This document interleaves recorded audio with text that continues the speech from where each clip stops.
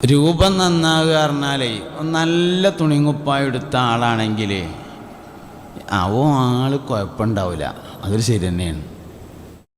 ഒരാളെ ഡ്രസ്സൊക്കെ നോക്കിയാൽ അയാളെ മനസ്സെങ്ങനെയെന്ന് ഏകദേശം മനസ്സിലാക്കാൻ പറ്റും. നല്ല മാന്യമായി വസ്ത്രം ധരിച്ച ഒരാളാണെങ്കിൽ നമുക്ക് മനസ്സിലാവും ആളൊരു മാന്യനാണ്. മാന്യന്മാരെ മാന്യമുള്ള വസ്ത്രം ധരിക്കുള്ളൂ, അതന്നെ. അപ്പോൾ പുറം നോക്കിയാൽ അകം കുറേയൊക്കെ മനസ്സിലാക്കാൻ കഴിയും. അപ്പം നളാഫത്തിന് വൃത്തിക്ക് രണ്ട് ഭാഗങ്ങളുണ്ട്. ഒന്ന് അകത്തിൻ്റെ വൃത്തി, രണ്ട് പുറത്തിൻ്റെ വൃത്തി. രണ്ടും പറയാമെന്നാണ് ഞാൻ ഉദ്ദേശിച്ചത്. പുറം വൃത്തിയായിരിക്കണം, ആദ്യം അത് പറയാം. നല്ല തുണിങ്ങുപ്പായി എടുക്കണം, തലയും മുടിയും നഖവും ഒക്കെ നേരാക്കണം, വെട്ടണം, വൃത്തിയാക്കണം, ചെരുപ്പൊക്കെ തേച്ചേക്കണം, കാലൊക്കെ നല്ലോണം വരച്ചേക്കണം. അതൊക്കെ തന്നെ ഇപ്പോൾ പറയാനുള്ളത്.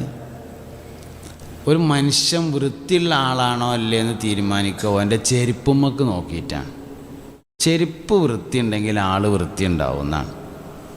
ഓരോ സ്ഥലത്തേക്കും ഓരോ വൃത്തിയാണ്, എല്ലായിടത്തും ഒരേ മാതിരിയല്ല. പള്ളിയും ഹോട്ടലും വൃത്തിയുണ്ടോ നോക്കുക ബാത്റൂം നോക്കിയിട്ടാണ്. എന്നാൽ വീട് വൃത്തിയുണ്ടോ എന്നുള്ളത് നോക്കുന്നത് ബെഡ്റൂം എങ്ങനെയുണ്ട് നോക്കിയിട്ടാണ്. അങ്ങനെ ഓരോ സ്ഥലത്തേക്ക് ഓരോ വൃത്തിയാണ്, എല്ലായിടത്തും ഒരേ മാതിരിയല്ല.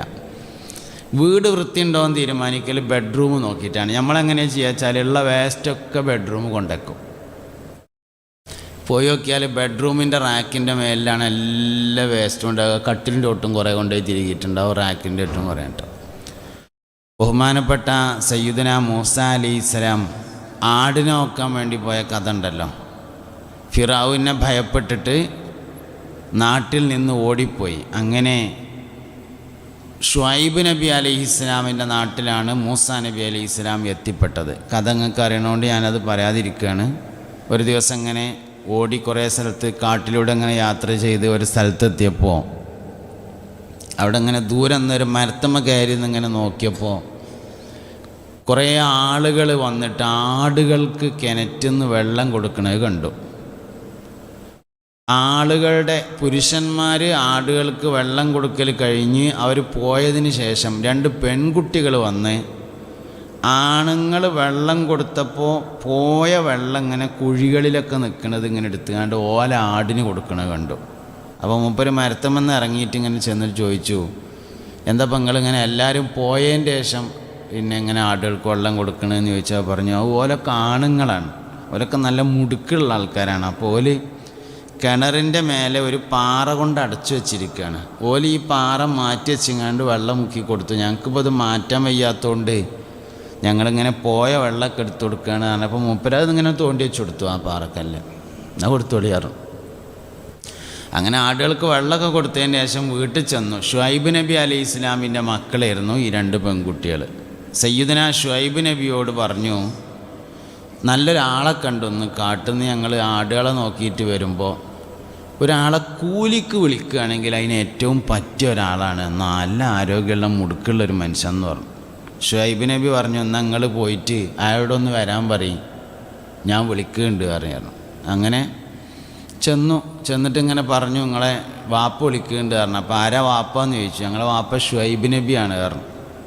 അത് തിരക്കടില്ലല്ലോ പറഞ്ഞു. മൂപ്പരും തന്നെ എവിടേക്കെങ്കിലും ഒന്ന് പോകാൻ കിട്ടണം, അല്ലെങ്കിൽ മരത്തുമ്പോൾ നേരം വെളുക്കോളം ഇരിക്കാൻ പറ്റൂലല്ലോ. അതിനിങ്ങനെ എന്തെങ്കിലും ഒരു വഴി ഉണ്ടോ എന്ന് ആലോചിച്ചിട്ട് ഇങ്ങനെ ഇരിക്കുകയാണ്. അപ്പോഴാണ് വിളിച്ച്, എന്നായിക്കോട്ടെ പോകുക പറഞ്ഞു. അങ്ങനെ ഓലപ്പം പോന്നു. ഷുഐബ് നബി അലൈഹി ഇസ്ലാമിൻ്റെ വീട്ടിലെത്തി കാര്യങ്ങളൊക്കെ പറഞ്ഞു. ഞാനിങ്ങനെ ഫിറൗവിനെ പേടിച്ചിട്ട് പോകുന്നതാണ്. അതിൽ മൂപ്പര് പറഞ്ഞു, കുഴപ്പമില്ല, ഇവിടേക്ക് ഏതായാലും ഫിറൗവിൻ്റെ ശല്യമൊന്നും വരില്ല, ഞങ്ങളിവിടെ സുഖമായിട്ട് താമസിച്ചോളി. എൻ്റെ പെൺകുട്ടികളുണ്ട് രണ്ടാൾക്കാർ, അവരിൽ നിന്ന് മൂത്ത ആളെ നിങ്ങൾക്ക് കല്യാണം കഴിച്ചു തരാറുണ്ട്, അവളൊന്ന് കണ്ടോളി പറഞ്ഞു. അങ്ങനെ പെണ്ണുണ്ട് നോക്കുമ്പോൾ മൂസാ നബിക്ക് ചെറിയോളെയാണ് ഇഷ്ടപ്പെട്ടത്, രണ്ടാമത്തോളെ. അപ്പോൾ പറഞ്ഞു, എനിക്ക് രണ്ടാമത്തോളെയാണ് ഇഷ്ടപ്പെട്ടത് പറഞ്ഞു. അതിൽ മൂപ്പര് പറഞ്ഞു, ഞാൻ ഇപ്പോൾ എങ്ങനെയാണ് ഇപ്പോൾ മൂത്തോളെ കെട്ടിച്ചാൽ രണ്ടാമത്തോളെ കെട്ടിച്ചു തരാം, നിങ്ങൾ രണ്ടും കെട്ടിക്കോളി പറഞ്ഞു. മൂസാ നബിയുടെ ശരീരത്തിൽ അങ്ങനെ പറ്റിയെന്നുണ്ടോ? ഞാൻ കരുതിങ്ങാണ്ട് ഏട്ടത്തിനെയും അഞ്ചത്തിനെയും പെണ്ണ് കെട്ടാൻ വേണ്ടി പോകണ്ടാരും. അത് മൂസാ നബി അലൈഹി ഇസ്ലാമിൻ്റെ ശരീരത്തിലായി ജായിസായിരുന്നു. അങ്ങനെ ഏതായാലും ഏട്ടത്തിനെയും അനിയത്തിനെയും ഒരുമിച്ച് കല്യാണം കഴിച്ചു. മഹർ കൊടുക്കാൻ ഒന്നുമില്ല. അപ്പം ഇനിയിപ്പോൾ എന്താ ചെയ്യാമെന്നിങ്ങനെ ചർച്ച ചെയ്തപ്പോഴാണ് ഞങ്ങൾ കുറച്ചാൽ ആടിനെ നോക്കിയാൽ മതി എന്നുള്ള പെൺകുട്ടികൾ ആ സമയത്ത് ആടിനെ നോക്കാൻ പോകണ്ടല്ലോ. അപ്പം എന്നാൽ അത് മഹറായിട്ട് അതിൻ്റെ കൂലി മഹറാക്കാം, വേറെ ഒന്നും തരുമൊന്നുമില്ല. പിന്നെ ഒരു കാര്യം ചെയ്യാം, ഈ ഇത്രയും കാലങ്ങൾ ആടിനെ നോക്കുമ്പോൾ ആ കാലത്തുണ്ടായ എല്ലാ പുള്ളിയുള്ള ആടും കുട്ടികളും നിങ്ങൾക്ക് തരാം, അത് നിങ്ങൾ പോകുമ്പോൾ കൊണ്ടുപോയിക്കൂടെ കൊണ്ടുപോകാറുണ്ട്. എന്നായിക്കോട്ടെ പറഞ്ഞു. അങ്ങനെ ആടിനെ നോക്കാൻ പോവാണ്. അങ്ങനെ ആടിനെ നോക്കാൻ പോകാൻ വേണ്ടിയിട്ട് ഇങ്ങനെ ഒരുങ്ങി ഇങ്ങനെ ഇറങ്ങിയപ്പോൾ ആടിനെ നോക്കാൻ പോകുമ്പോൾ ഒരു വടിയൊക്കെ വേണ്ടി വരുമല്ലോ. അപ്പോൾ ഷുഐബ് നബി പറഞ്ഞു, എന്നാലേ നമ്മളെ അകത്ത് ബെഡ്റൂമിൻ്റെ മൂലയിൽ ഒരു 5-6 വടി ഇരിക്കുന്നുണ്ട്, അതിന് പോയിട്ടൊരു വടി എടുത്തോളി നിങ്ങൾക്ക് ഇഷ്ടമുള്ളത് കാരണം. അതിൽ മൂസാ നബി അലൈഹി ഇസ്ലാം അങ്ങനെ പോയിങ്ങാണ്ട് മൂലൊക്കെ കുറേ വടി ഉണ്ടായിരുന്നു, ഒരു വടി എടുത്തുകൊണ്ട് കൊടുന്നിട്ട് അപ്പം അത് ഞാൻ കൊണ്ടോട്ടെ ചോദിച്ചു. അപ്പം ഇങ്ങനെ നോക്കിയിട്ട് ഷുഐബ് നബി പറഞ്ഞു, മോനെ അത് കൊണ്ടോണ്ട, വേറൊരു വടി എടുത്തോറ്. അപ്പം പിന്നെ അതവിടെ കൊണ്ടുവച്ചിട്ട് മൂപ്പര് വേറൊരു വടി എടുത്തുങ്ങാണ്ട് ഇങ്ങനെ കൊടുന്നിട്ട് വാപ്പാട് ചോദിച്ചു, എന്നാൽ വാപ്പ ഞാൻ ഈ വടി കൊണ്ടോട്ടെ ചോദിച്ചു. നോക്കുമ്പോൾ അത് നേരത്തെ കൊടുന്ന ആ വടി തന്നെയാണ്. അതിൽ പറഞ്ഞു, നിങ്ങൾ ആ വടി കൊണ്ടുപോണ്ട, വേറൊരു വടി എടുത്തോളി പറഞ്ഞു. അതിലിങ്ങനെ സത്യമായിട്ടും അതിങ്ങനെ കൊണ്ടച്ച് വേറൊരു വടി എടുത്ത് കൊടുന്നിട്ട് വാപ്പാട് ചോദിച്ചു, എന്നാൽ വാപ്പ ഈ വടി കൊണ്ടോട്ടെ ചോദിച്ചു. നോക്കുമ്പോൾ നേരത്തെ കൊടുന്ന വടി തന്നെയാണ്. എന്നാൽ നിങ്ങൾ വടി എടുത്തോളി പറഞ്ഞു. അങ്ങനെയാണ് ആ വടി കിട്ടിയത്. ഏത് വടി? മൂസാ നബി അലൈഹി ഇസ്ലാമിൻ്റെ വടി. മുൻകാല അമ്പിയാക്കളിൽ നിന്ന് അനന്തരമായി ഷുഐബ് നബി അലൈഹി ഇസ്ലാമിന് വന്നൊരു വടിയായിരുന്നു അത്. അങ്ങനെ ആ വടി എടുത്തു. ആ വടി എടുത്തിട്ട് ഇങ്ങനെ ആടുകളേറ്റ് ഇങ്ങനെ പോവുകയാണ്. എന്നും ഇങ്ങനെ ആടുകളേറ്റ് രാവിലെ ഇങ്ങനെ പോകും. അപ്പോൾ വഴിയിൽ നിന്ന് ജിബ്രീൽ അലൈഹിസ്സലാമിനെ കണ്ടു. വിവരങ്ങളൊക്കെ ചോദിച്ചു, എന്താ ഇപ്പോൾ മട്ടം സുഖം തന്നെയല്ലേ, എവിടെ ഇപ്പോൾ പാർക്കണമെന്നൊക്കെ ചോദിച്ചു. അങ്ങനെയാണ് ഷുഐബ് നബിയുടെ പെരയിലാണ് എന്നുള്ള വിവരമൊക്കെ പറഞ്ഞു. എന്നിട്ട് എന്താ ഇപ്പോൾ ഏർപ്പാട് ചോദിച്ചപ്പോൾ ആടിനെ നോക്കലാണ് പറഞ്ഞു. ആടിനെ നോക്കിയാൽ എന്താ കിട്ടുക ചോദിച്ചു. ആടിനെ നോക്കിയാൽ ഇവിടുന്നാണ്ട് ഉണ്ടാകുന്ന എല്ലാ പുള്ളിയുള്ള ആടും കുട്ടികളെയും തരാമെന്നാണ് പറഞ്ഞിട്ടുള്ളത് പറഞ്ഞു.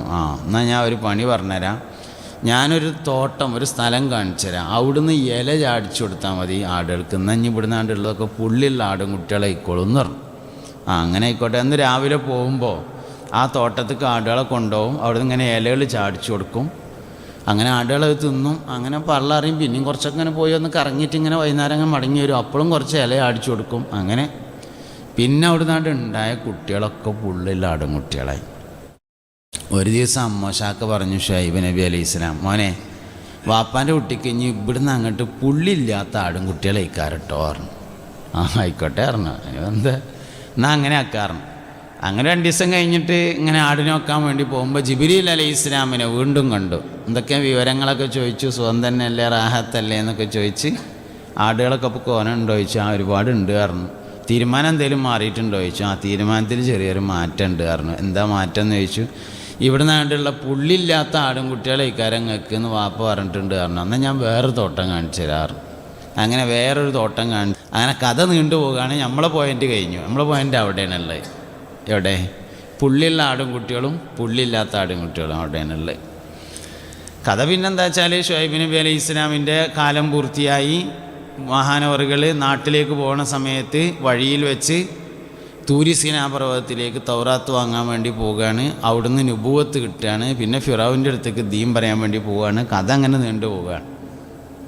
അപ്പോൾ ഈ പുള്ളി ഉള്ള ആടും കുട്ടികളും പുള്ളില്ലാത്ത ആടും കുട്ടികളും എങ്ങനെയാണ് ഉണ്ടായത് എന്നാണ്. ഇത് നമ്മളെ തഫ്സീറുകളിലൊക്കെ ഉണ്ട്, സ്വാവിയിലുണ്ട്. ഇതേ കഥ ബൈബിളിലും പറഞ്ഞിട്ടുണ്ട്. പക്ഷെ ചെറിയൊരു വ്യത്യാസത്തോടു കൂടെയാണ് പറഞ്ഞിട്ടുള്ളത്. ഇവിടെ പുള്ളിയുള്ള ആടും കുട്ടികളായത് എങ്ങനെയാ വെച്ചാൽ, ജിബ്രീൽ അലൈഹി ഇസ്ലാം കാണിച്ചു കൊടുത്ത തോട്ടം പുള്ളിയുള്ള മരങ്ങളും ഇലകളുമുള്ള ഒരു തോട്ടമായിരുന്നു. അപ്പം അതിന്ന് ഇല ചാടിച്ചു കൊടുത്താൽ അത് തിന്നിട്ട് പള്ള നിറയും. വയറ് നിറഞ്ഞാൽ ആടുകൾ ഇണ ചേരും. ഇണ ചേരുമ്പോൾ ഈ പുള്ളിയുള്ള ഇലകളിലേക്കും തണ്ടുകളിലേക്കും കമ്പുകളിലേക്കും മരങ്ങളിലേക്കും ഒക്കെ നോക്കുന്നു എന്നതാണ് കുട്ടികൾ പുള്ളിയുള്ളതാകുന്നതിൻ്റെ ഒരു കാരണം. രണ്ടാമത് കാണിച്ചു കൊടുത്തത് പുള്ളില്ലാത്ത മരവും ഇലയുള്ള തോട്ടമായിരുന്നു. അതുകൊണ്ട്